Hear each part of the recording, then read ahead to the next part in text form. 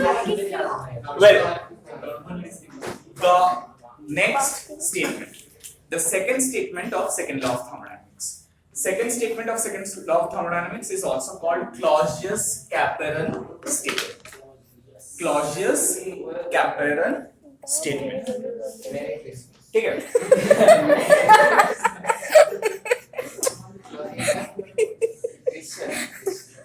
So ये Clausius-Clapeyron statement ये क्या बताता है हम लोग को? ये बताता है कि it is never possible, पहले समझ लो क्या है. It is never possible for any system to take up heat energy from a body at lower temperature and supply the heat energy to body at a higher temperature. Possible है क्या? नहीं, ये तो high temperature से low temperature पे जाता है. Right. So low temperature से high temperature में नहीं आएगा. unless you do some mechanical work. मतलब हो अरे जैसे सकता पंप चला है. के पानी ऊपर भेजता ना, ऐसे कुछ करके हीट भेजा. हाँ. Unless you do some mechanical work. माने you can absorb heat from body at low temperature and supply the body at high temperature. कहाँ पर होता है रेफ्रिजरेटर में? अंदर ठंडा होता रहता है, बाहर गर्म होता है. लेकिन उसके लिए तुमको एक क्या चाहिए? कंप्रेसर चाहिए. अगर कंप्रेसर नहीं रहेगा तो ये पॉसिबल नहीं. ठीक है? So write this down.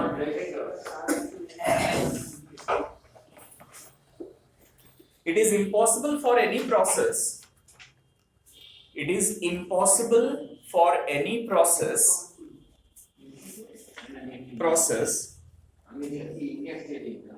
to have as its sole result. Sole result. Sole मतलब only result. SOLE. Sole result. The transfer of heat. Sole result. Sole result as the transfer of heat from a cooler to a hotter body. Cooler to a hotter body. मतलब सिर्फ heat energy cooler body से hotter body में कभी transfer नहीं हो सकता है.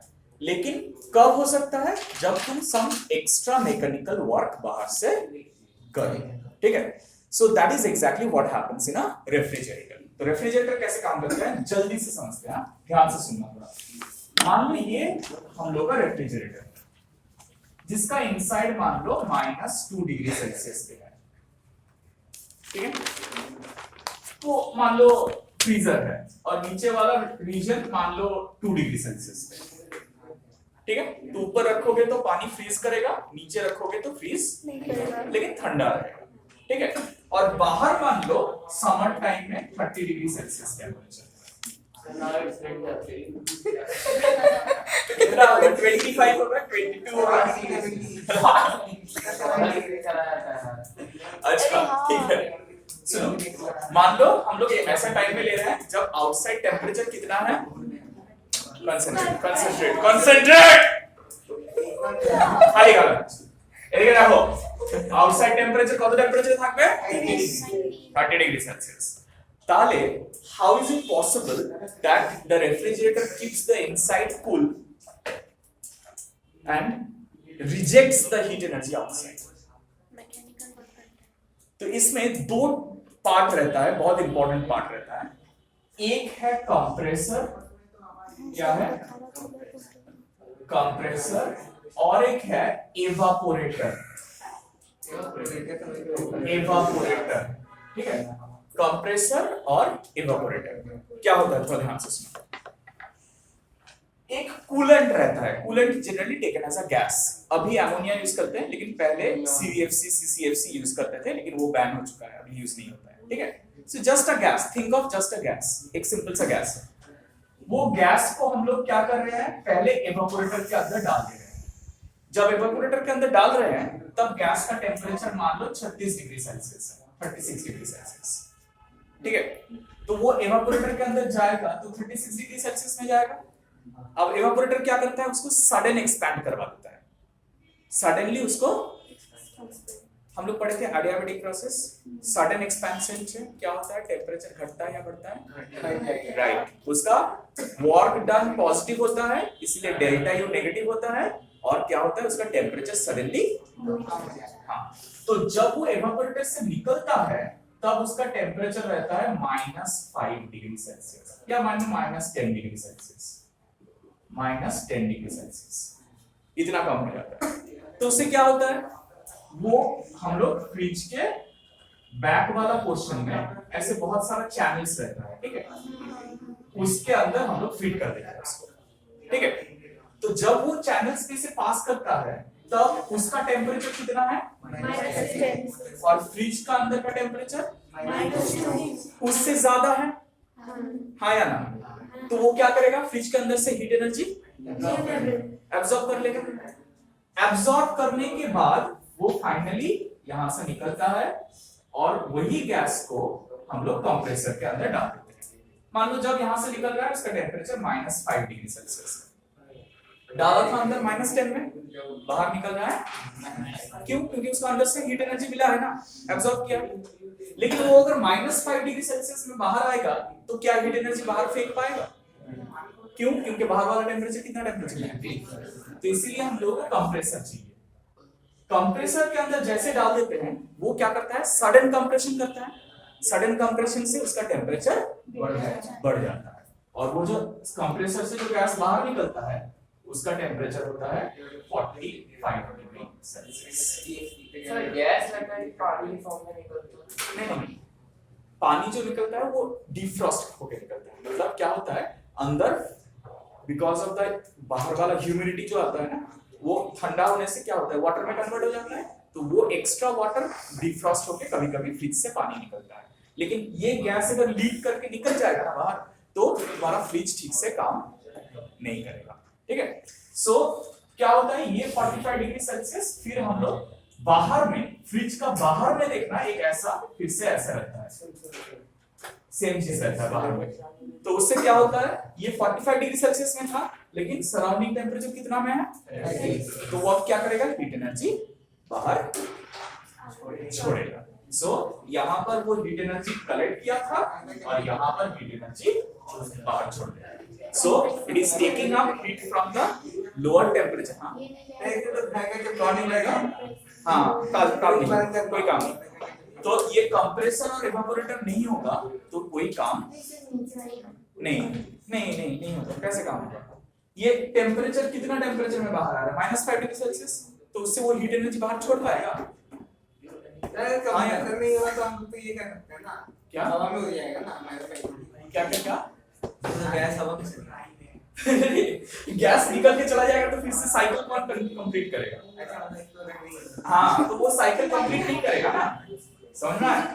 ये वाला जो मैंने करते, हाँ, ये फ्रिज के पीछे रहता है, देखना फ्रिज का बाहर पीछे ऐसा चैनल्स रहता है, वो बहुत गर्म रहता है, कभी हाथ मत लेना। हाँ सर, छक्का छक्का और एक बार सो अरे फ्रिज बंद होगा तो ওটা 45 ডিগ্রি নয়, আমি 45 ডিগ্রি एग्जांपल বললাম, ওটা 60-70 ডিগ্রি সেলসিয়াস অবধি টেম্পারেচার হয়ে যায়। হ্যাঁ, আমার পেছনে সুইচ অফ করতে গিয়ে লাগে। হ্যাঁ, so be very careful with refrigerator back পোর্শনটা সেজন্য খুব কেয়ারফুল থাকতে হয়, ঠিক আছে। हाँ, so is this clear, refrigerator कैसे काम करता है। हाँ, पीछे ये वाला पोर्शन रहता है जिसमें से हीट एनर्जी बाहर वो छोड़ता है, इसलिए वो बहुत गर्म होता है, समझ रहा है। রাইট এসিও এই ফ্রিজটা যেটা যে প্রসেসে কাজ করে এসিও সেম প্রসেসেই কাজ করে না কিন্তু মানে যখন মানে গ্যাস যখন মানে তখন বড় জমে যায়। হ্যাঁ এক্স্যাক্টলি, কারণ মানে সাধারণত দেখেছি এটা কেন হয় তার কারণটা হচ্ছে এই গ্যাসটা যদি কম হয়ে যায় তাহলে হিট ট্রান্সফার রেট গুলো আলাদা আলাদা হয়ে যায়, তখন উল্টো পাল্টা কাজ করতে শুরু করে। अच्छा, now the most important part, so एक रेफ्रिजरेटर भी कितना अच्छा काम करेगा या बुरा काम करेगा वो गॉज करने के लिए भी एक लेवल चाहिए, that is given by COP, coefficient of performance. अच्छा, पहले कोएफिशिएंट ऑफ परफॉर्मेंस लिखने से पहले रेफ्रिजरेटर का बेसिक वर्किंग समझ लेते हैं। ये रेफ्रिजरेटर, जैसे हीट इंजन था, हीट इंजन का एग्जैक्टली उल्टा काम होता है। रेफ्रिजरेटर में क्या हो रहा है? पिंक पे लेता है। हाँ, वो सिंक से हीट एनर्जी लेता है, Q2 हीट एनर्जी लेता है और W वाट उस पे हम लोग करते हैं और वो हीट एनर्जी Q1 छोटा और हम लोग कहाँ करते हैं? हाँ, वो कंप्रेसर से, कंप्रेसर इवेपोरेटर से जो काम हो रहा है, वर्क हो रहा है, अरे That वो work? कहाँ कुछ करना है सर वो जो तुम थोड़ी फ्रिज चलाते हो पीछे बैठ के। वही तो मुझे मतलब जो इलेक्ट्रिकल वाट तुम इलेक्ट्रिकल एनर्जी डाल रहे हो ना फ्रिज में, वो इलेक्ट्रिकल वाट W है। समझ में आया? Q1 Q2 amount of fridge से हीट एनर्जी वो उठाता है और बाहर कितना हीट एनर्जी फेंक रहा है? Q1। तो इसमें COP हम लोग मेजर कैसे करते हैं? कोई भी जगह में हम लोग एफिशिएंसी या परफॉर्मेंस मेजर करना चाहते हैं तो हम लोग ऑलवेज आउटपुट बाय इनपुट में जाते हैं, ठीक है?